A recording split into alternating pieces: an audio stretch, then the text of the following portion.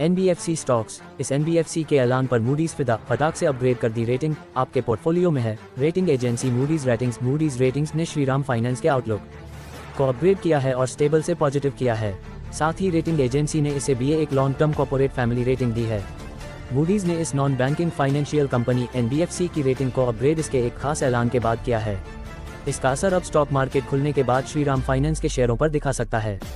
अभी की बात करें तो इस हफ्ते के आखिरी कारोबारी दिन 9 जनवरी को श्रीराम फाइनेंस के शेयर पर 1.79% की गिरावट के साथ 975 रुपये और 5 पैसे पर बंद हुए हैं।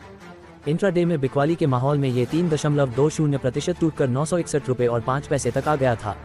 एक कारोबारी दिन पहले बिकवाली का माहौल इसलिए आया था क्योंकि रूस से तेल खरीदने वाले देशों पर 500% तक टैरिफ लगाने वाले एक नए प्रतिबंध विधेयक को अमेरिका में मंजूरी ने निवेशकों के बीच घबराहट बढ़ा दी और हाहाकार मच गया। क्या ऐलान किया है श्रीराम फाइनेंस ने? श्रीराम फाइनेंस ने ऐलान किया है कि MUFG बैंक की योजना 440 करोड़ रुपए के शेयरों के प्रेफरेंशियल अलॉटमेंट के जरिए कंपनी में 20% हिस्सेदारी हासिल करने की है।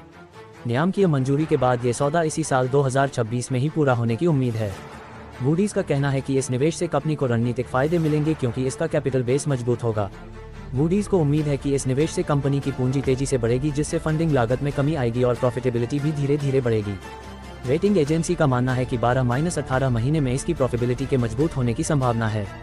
अनुमान है कि श्रीराम फाइनेंस का डेट मैच्योरिटी कवरेज बढ़कर मार्च 2025 में 31% से बढ़कर 90% के पार चला जाएगा। साथ ही कंपनी लोन बांटने के लिए शॉर्ट टर्म कर्ज पर निर्भर रहने की बजाय नए फंड का इस्तेमाल करेगी। इसके अलावा एसेट क्वालिटी के भी अगले 1 से 1.5 साल तक स्थिर बने रहने की उम्मीद है। एक साल में कैसी रही शेयरों की चाल? श्रीराम फाइनेंस के शेयरों ने निवेशकों की कम समय में ही तगड़ी कमाई कराई है। फटाफट निवेशकों का पैसा डबल किया है। पिछले साल ये 20 जनवरी 2025 को 493 रुपये 60 पर था, जो इसके शेयरों के लिए एक साल का रिकॉर्ड निचला स्तर है। इस निचले स्तर से यह एक साल में ही 107.66% उछलकर इस साल 2026 के पहले दिन 1 जनवरी को 1025 रुपये पर पहुंच गया, जो इसके शेयरों के लिए एक साल का रिकॉर्ड हाई लेवल है।